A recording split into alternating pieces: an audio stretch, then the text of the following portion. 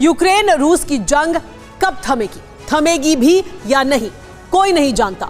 शांति स्थापना के लिए कोई पहल होती भी नहीं दिख रही है। इसीलिए अनुमान है कि यह जंग न्यूक्लियर हथियार के इस्तेमाल तक ऐसे ही चलती रहेगी, जिसमें अमेरिका की दिलचस्पी भी वैसी ही बनी रहेगी। लेकिन इस अनुमान को अगर करीब 3000 साल पुरानी भविष्यवाणी के चश्मे से देखें तो यही जंग दुनिया की अंतिम जंग है, जिसकी शुरुआत हो चुकी है और यह जंग खत्म होगी पूरी दुनिया की तबाही के साथ। क्या है वो भविष्यवाणी और किसने सुलझाई भविष्यवाणी की ये पहेली, देखिए पूरा विस्तार इस रिपोर्ट में। रूस यूक्रेन की जंग में बारूदी तबाही का ट्रेलर दुनिया देख चुकी है, विश्व विनाश की आशंका को महसूस कर चुकी है, लेकिन इसका भविष्य क्या है, इस पर कोई दावा नहीं किया गया।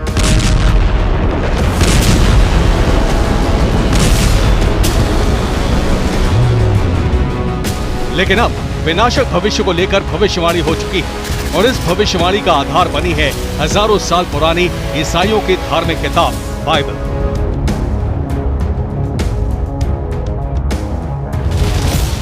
चौंकाने वाला खुलासा यह है कि बारूदी जमीन पर जो भी दिख रहा है वो हजारों साल पहले ही बाइबल में दर्ज है। और अगर ये वही जंग है जिसका जिक्र बाइबल में है तो फिर ये दुनिया का अंत करने वाला आखिरी युद्ध है।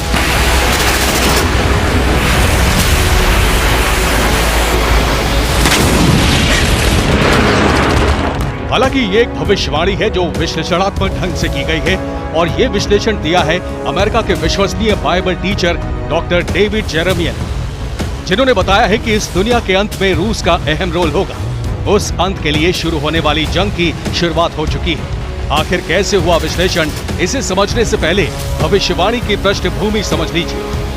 डॉक्टर डेविड जेरेमिया के मुताबिक बाइबल में आर्मागेडोन यानी सर्वनाश वाले युद्ध का जिक्र है, जिसे हिब्रू में मेगिडो की जंग के रूप में भी बताया गया है। मेगिडो यानी वो जगह जहां से देवताओं के खिलाफ दानव युद्ध छेड़ेंगे और मेगिडो इजराइल के पश्चिम में स्थित एक पर्वत आज भी है। यानी ये बताने की कोशिश की गई है कि रूस के बनाए समीकरण से बैटल ऑफ मेगिडो की शुरुआत हो चुकी है।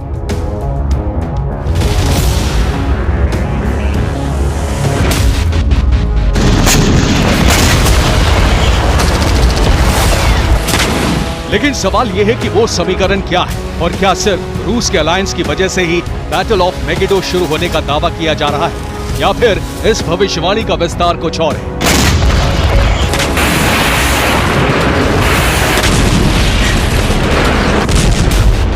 प्रसिद्ध बाइबल टीचर की रूस को लेकर की गई भविष्यवाणी में गठबंधन को आधार जरूर माना गया है, लेकिन सिर्फ बैटल ऑफ मेगिडो से संबंध जोड़ने के लिए ऐसा नहीं किया गया है, बल्कि विश्लेषण में बाइबल के आधार पर रूस का जिक्र दर्ज नाम के आधार पर भी किया गया है। तो क्या वाकई बाइबल में रूस का नाम दर्ज है? बैटल ऑफ मेगिडो का जिक्र रूस के संदर्भ में करने के लिए विश्लेषण में एक चौंकाने वाला तथ्य भी दिया गया है। इस तथ्य पर हालांकि बाइबल टीचर्स के अलग अलग मत हो सकते हैं, लेकिन डेविड जेरेमिया की भविष्यवाणी से जुड़ी थ्योरी का आधार नाम ही है।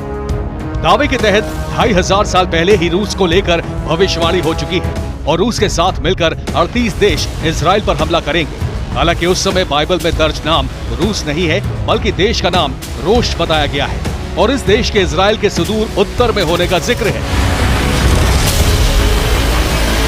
यानी विश्लेषण के आधार पर भी अगर रोश को रूस माना जाए तो नक्शे में ये देश बिल्कुल सही जगह फिट बैठता है और मेगिडो की जंग की नींव पड़ती दिख रही है रूस के उस गठबंधन से जो यूक्रेन और उसके सबसे बड़े सहयोगी अमेरिका के पाले में खड़े हैं।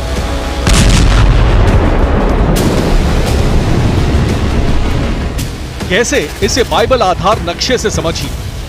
इजराइल के दक्षिण में स्थित पहाड़ी का नाम मेगिडो है और यहाँ से उत्तर की तरफ बढ़े तो लेबनान, सीरिया, तुर्की और जॉर्जिया दिखते हैं, जिसके अंत में रूस नजर आता है और इजराइल के खिलाफ इन देशों की ताकत बढ़ाने के लिए ईरान पहले से तैयार है।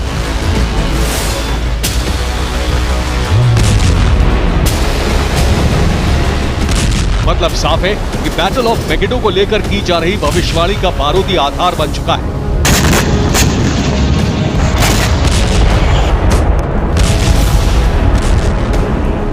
जिसकी पुष्टि करता है अमेरिका के खिलाफ जंग का लेटेस्ट समीकरण, जिसकी शुरुआत होती है रूस यूक्रेन की जंग में उठाए गए इजराइल के एक घातक कदम से। इजराइल ने यूक्रेन को एंटी ड्रोन सिस्टम बिक्री का रास्ता साफ कर दिया है। एंटी ड्रोन सिस्टम बिक्री के लिए निर्यात लाइसेंस को मंजूरी दे दी गई है। इस सिस्टम के इस्तेमाल से रूस के इस्तेमाल किए जाने वाले ड्रोन नाकाम हो जाएंगे, यानी ईरान के रूस को भेजे गए ड्रोन्स का किलर इजराइल भेजने को तैयार है।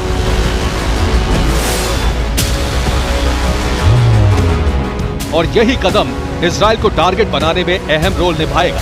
ऐसा इसलिए भी क्योंकि जंगी समीकरण में इस समय रूस ने एक मजबूत अलायंस बनाने की दिशा में कदम आगे बढ़ा दिया है, जिसमें सबसे पहले दोस्ती निभाने के लिए तैयार हुआ है सीरिया। जागते रहो तुम, जागते रहो, क्योंकि परमेश्वर का पुत्र आने वाला है, क्योंकि परमेश्वर का पुत्र आने वाला है। जागते रहो तुम, जागते रहो, क्योंकि परमेश्वर का पुत्र आने वाला है, क्योंकि परमेश्वर का पुत्र आने वाला है। जागते रहो तुम, जागते रहो। जागने का मतलब है